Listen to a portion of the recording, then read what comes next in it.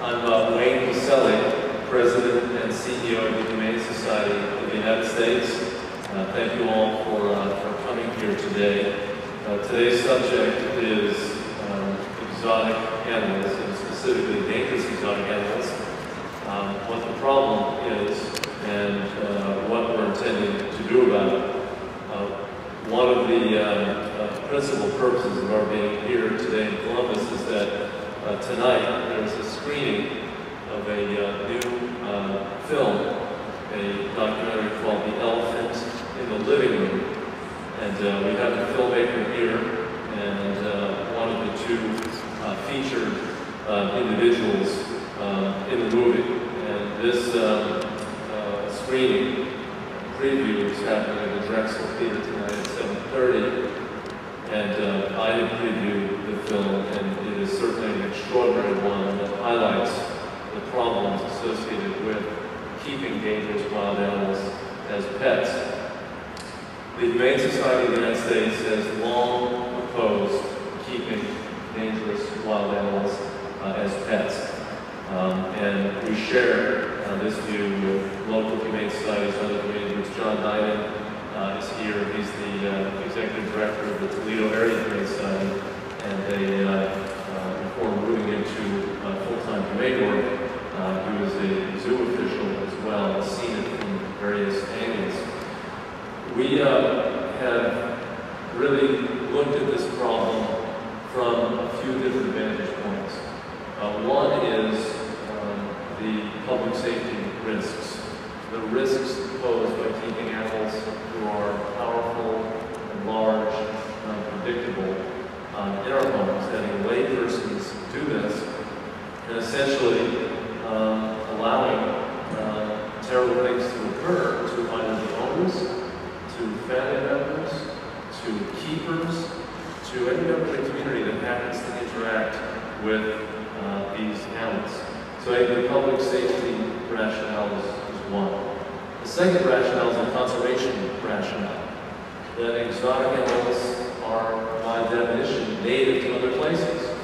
And one of the biggest conservation threats that we see in the country today is the release and colonization of habitats by exotic species. And certainly we see this with certain reptiles. Burmese pythons number in the thousands now in South Florida, as an example. They either escaped, they were released by pet owners, and now they're the dominant predator in the South Florida ecosystem. And this is not a species that belongs in South Florida. And third, and of course, a primary mission of the Humane Society of the United States is the animal welfare consideration. That these animals don't belong in people's backyards or basements. They belong in the wild. And the difficulties of keeping them and caring for them in a private setting are obvious to anyone who knows anything about these wild animals. So it's an issue of the trade, how these animals are procured, how they are bred, how they are confined for their lives, and then how they're disposed of when people, in a sense, have no idea what they're getting into, and then relinquish them and turn them over to others.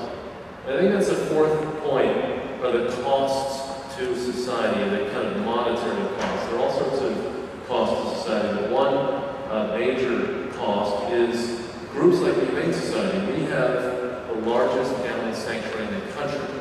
It's called the Black Beauty Ranch. We have 1,300 animals there, over 1,300 acres. And not one of those animals that we want in Black Beauty. They are all victims of human recklessness and disregard.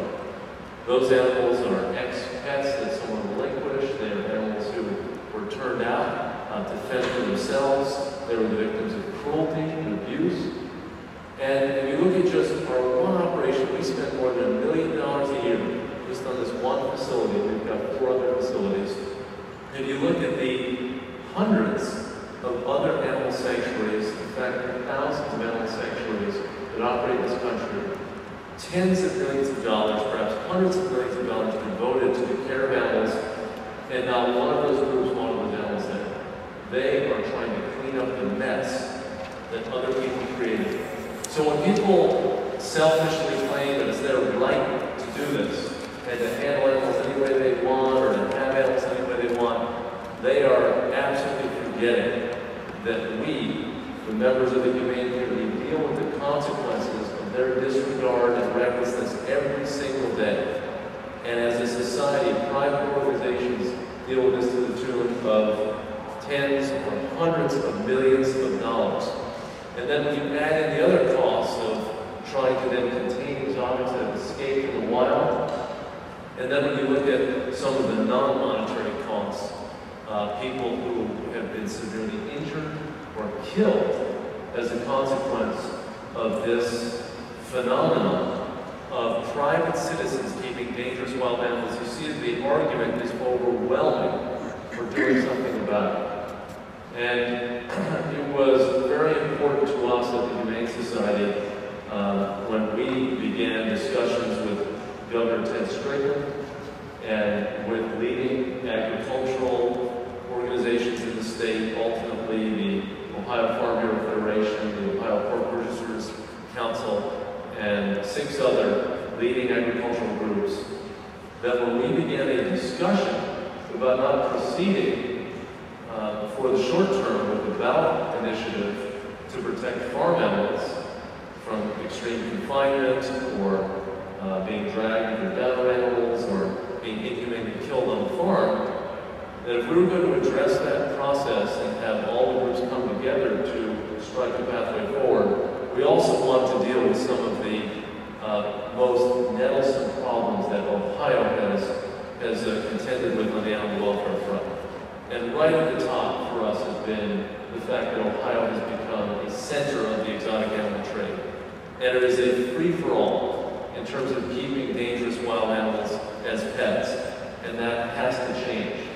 So when we worked on this agreement with the governor and with these agricultural groups, we insisted that this provision be included along the set of reforms, because for all the reasons I said, for animal welfare reasons, for conservation reasons, for cost reasons, and for public health and safety reasons, it is just a sensible policy. And all of us who have been dealing with this problem for years wish that it had been dealt with many years before.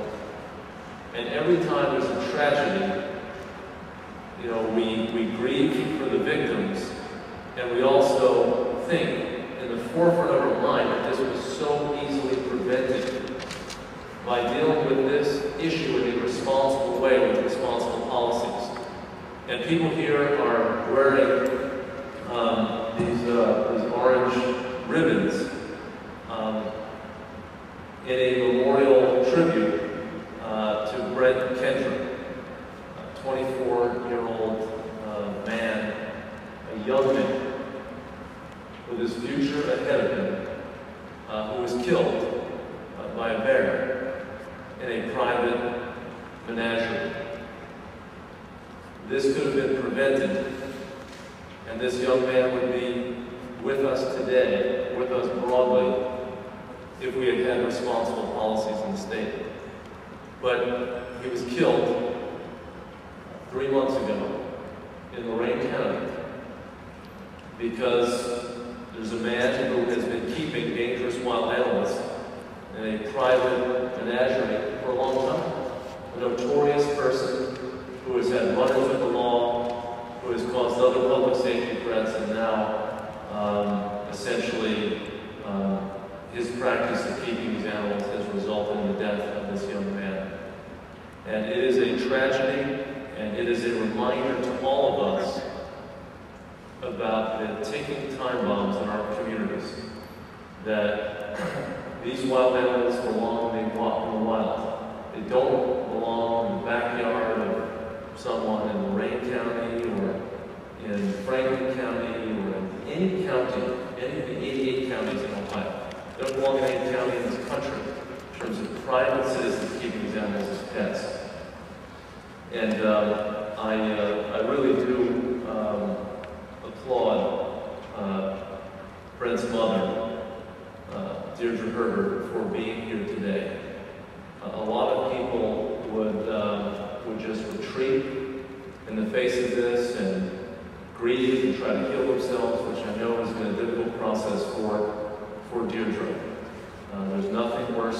than losing a child. I think if one were to list all of the worst things that could happen to any of us, that would be at the top of the list. And she has agreed to be here, and since this incident, she has spoken out on a number of occasions to encourage policymakers and to encourage the public to wake up and realize what the depth of this problem is. So, Deirdre, thank you very much for being here. We send our condolences over and over again to you for your loss. And we thank you for having the courage to speak out. So please come up if you would. Hi everyone, my name is Deirdre Gerber, and I am the mother of Brent Campbell. On August 19th, it was in the evening, I got a dreadful phone call of my son being attacked by a bear. At first my reaction was shock and then disbelief. As we gathered and got in the car and made our journey up to the Cleveland area and made it up to the hospital, I got there a little too late. My son had already passed away. But looking at my son after his death and the war of what remained of the attack was just unbelievable. The days following his death, I watched the news, and there was a lot of media. What I particularly paid attention to was the neighbors' reactions to the news that San Zola had all of these wild animals on his property. A lot of them were in shock and disbelief. I think the whole community in the Cleveland, Warren County area was just extremely surprised. A lot of people knew he had pet stores, but not a lot of people knew that there were tigers, lions, wolves, bears, foxes that close to Cleveland. When I seen the reaction of the community and how strong they reacted to just the news, the fear, and how they reacted to Brent's death, I looked at the situation and I said, this really needs to be addressed. Not just because my son died, but because there's potential for other children, other young adults, other people out there. And it's just not just the people, it's the animals themselves too. These animals do not need to be caged. They do not need to be put in backyards. They do not need to be kept in homes. They do not need to be used for financial gain. These animals were born in the wild, and that's what they belong. So I'm standing here today, encouraging everyone to speak out. Speak out on behalf of the animals. Speak out on behalf of your communities. These owners are everywhere. They keep them in apartments. They keep them on rural farms. They're not just in rural counties, they're in cities too. And the tragedy that I experienced is a tragedy that nobody should experience. And I would ask that my son's death be the last death that occurs here in Ohio under these